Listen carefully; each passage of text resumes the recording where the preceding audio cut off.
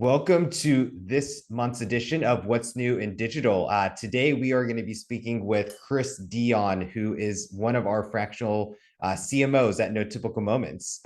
Chris, I am so looking forward to this conversation. You bring such a depth and plethora of digital experience over the years. I won't outdate you, but you have a lot of experience Yeah, that we all that's a very good point.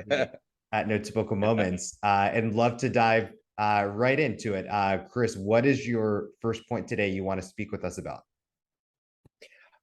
So my focus recently, when I say recently, I mean over the last 3 or 4 years, has been on B2B marketing. Mm-hmm. So even though a lot of in my previous life, I did a lot of direct to consumer, but in the last 4 or 5 years, it's been B2B.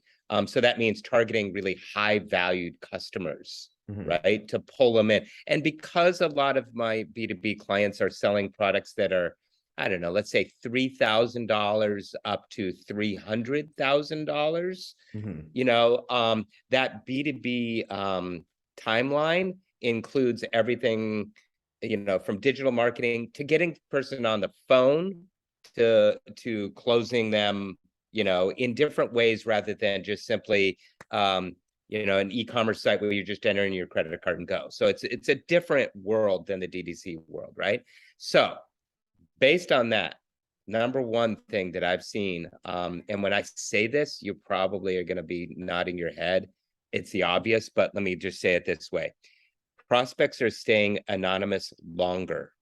In other words, they like to self-serve themselves to the data and content before they ever speak to anybody. So let me explain the timeline. A long, long time ago, just after the wheel was created, the way people did business is a salesperson would knock on the door and walk into somebody's office and sit in a chair, and the prospect sitting on the other side. And a conversation would ensue. And the prospect looked at the salesperson as being an individual that could provide them information about the industry, about the product, about a lot of things. So the salesperson was seen as a wealth of information, right?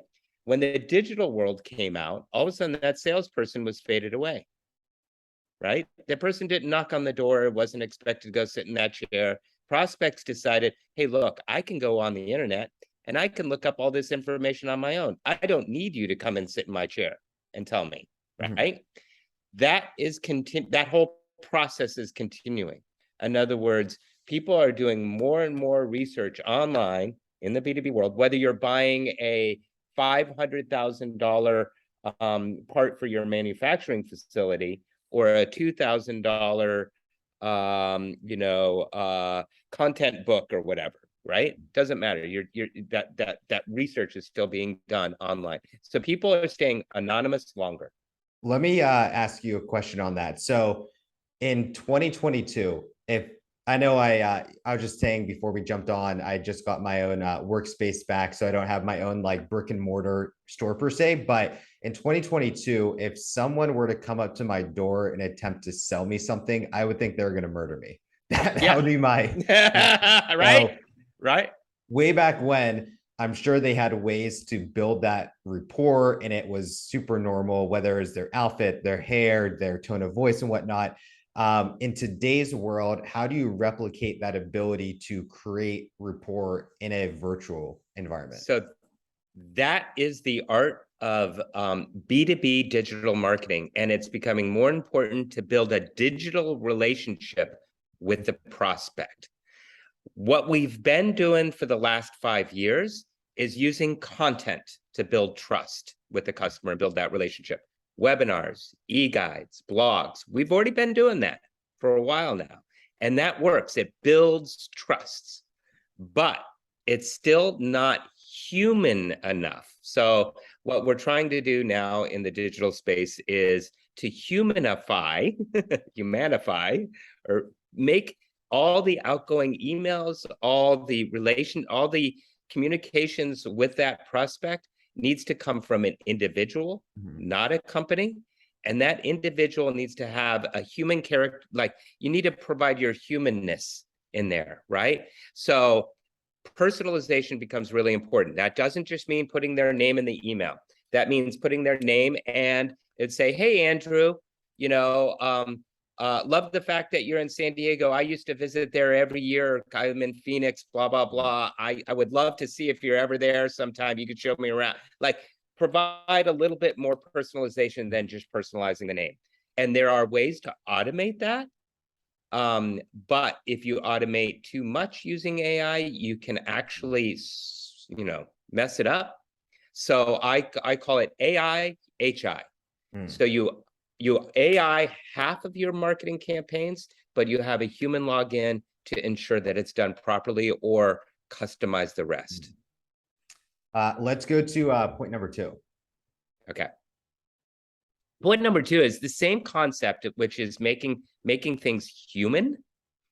The other way to make a business or selling your products and make it more human, if you will, is to share your story. The way companies are doing that right now is just doing what you're doing right now, which is allowing the story to be communicated in podcasts or in blogs, but not done in a way that you're simply selling the product. You're offering information and stories about, the product and or service, or about yourself in those platforms. Podcasts and LinkedIn are the 2 ways that B2B companies are doing that right now. Just as you as an individual, how do you consume content the best between audio, video, written? I'm sure there's 5 others I'm blanking on right now, but just an individual, how do you best consume content? I consume content about industries in podcast. Same here. I consume how-tos in video. So if I want to know how to do Google My Business, I will look up that in a video. If I want to know what I should do in a recessionary time in order to grow my business, I listen to a podcast. Perfect. So let's go to point number 3. So point number 3 is I'm hearing a lot from a lot of clients that recessionary times are starting to hit certain types of businesses. And if that hasn't hit them, they're still being concerned that it's going to hit them. So they're trying to figure out what they should do to tackle those. So the typical thing that you do during any recessionary time is, and this is not just because for this recessionary time, this is any recessionary time, is listen to your customers, right? A deeper understanding of what your customers are wanting. And then you build an experience. You're not just simply selling the product, but you're building an experience around selling that product. And what you do is you do journey mapping. DTC companies have been doing journey mapping for a long time. More and more business B2B companies are doing that. So you journey map out from the time that you first make the customer aware of your product all the way through until they tell a friend or a family member about about their experience with you in a positive light, of course. I want to hear some, if you want to call it wartime stories of your experience in prior recessions or market crashes. The 2 big ones people like to cite are 2008 and the .com crash in early 2000, one or 2000, whatever it was. Tell us, what was your experience like in prior ones? So the .com crash, I was working in a .com company. Is that a combination or a terrible combination that happened? We killed it. We did super well. And it was weird. So let me tell you this. I was a VP of marketing at Pro Flowers at the time. And we were, cooking along, doing well. We were selling product, which makes it different than a lot of other .coms at the time. We were selling, we were making sales, we were converting. And I remember I could not answer my phone. I was getting so many sales calls. People selling me everything on the planet, right? And then as soon as the .com crash hit, I got no more calls. But we were still doing well. So what we did is we just simply focused on the fundamentals, tuned everybody else out, didn't watch the news, and just plugged along. And we did all right. We might have been in a unique situation where we were selling a product that people were willing to pay money for. And what You know I'm what I hearing mean? too is you had actual revenue coming in to your business. Yes, we had actual revenue. We had actual revenue, where a lot of other .coms at the time were forecasting that they were going to have actual revenue in 2 to 3 years. So when it hit, they didn't have any more runway, they didn't have any more cash, they didn't have a way to continue on, right? Where we didn't run into that. I want to get one last word of advice for you, and the topic of recession, as it is on everyone's mind, and what's coming, what's not. What's just one sentence, 2 sentence monologue piece of advice you would give to marketers right now? And it might be just reinforcing the point about getting to know your customers, but what do you want to leave us with today? Fundamentals. There are marketing fundamentals that a lot of people forget about. They focus on, sexy tactics that are mentioned in blogs about Facebook marketing, about TikTok, about all those kind of things. All those are great. You got to keep on going down those paths, but always make sure to go back to the marketing fundamentals, tracking the KPIs that are important to you.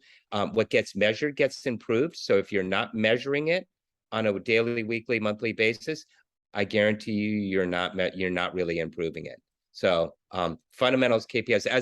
As a fractional CMO, that's what I tend to focus on with clients, is to focus on the strategy and the fundamentals.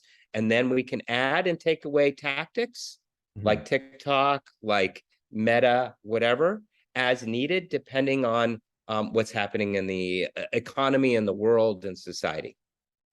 Perfect. Chris, thank you so much for your time today. Okay. Thank you, Andrew.